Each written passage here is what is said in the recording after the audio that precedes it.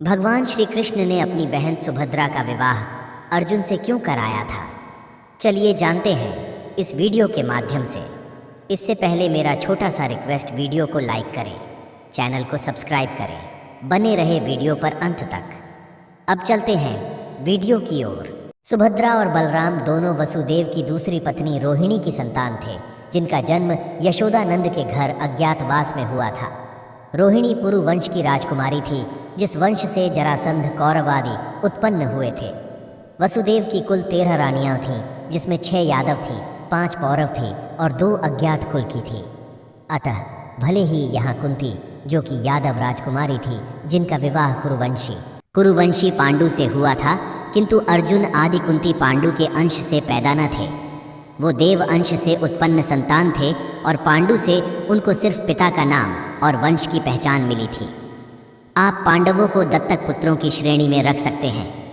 अतः वंश अलग और अंश अलग होने से उनका विवाह वर्जित समगोत्रीय विवाह कतई नहीं था। आज भी हिंदू समाज में एक ही घर या गोत्र में दोनों सगी बुआ भतीजी साथ साथ ब्याही जाती है, जो मान्य है।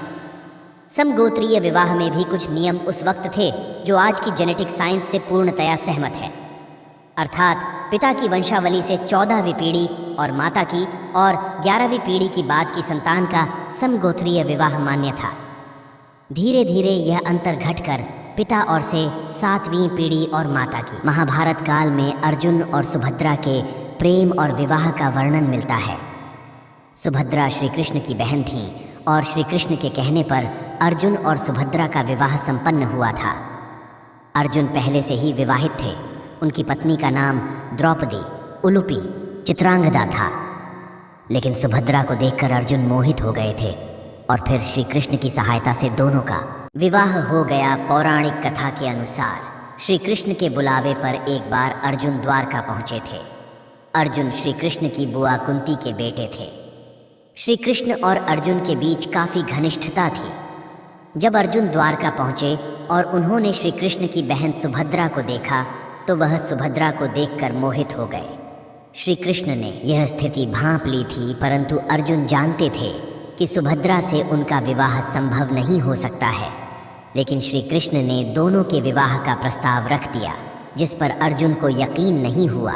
श्री कृष्ण का कहना था कि दोनों का विवाह आसान नहीं है, क्योंकि बलराम सुभद्रा का विवाह दुर्योधन से करवाना चाहते थे, इसीलिए वे इस विवाह के खिलाफ होंगे। श्री कृष्ण ने अर्जुन से कहा कि अगर तुमको सुभद्रा से विवाह करना है तो उसका अपहरण करना होगा।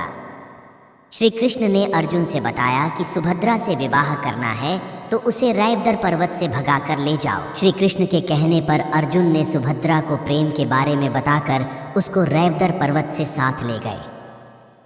जब ये बात बलराम को पता चली तो वह क्रोधित हो गए।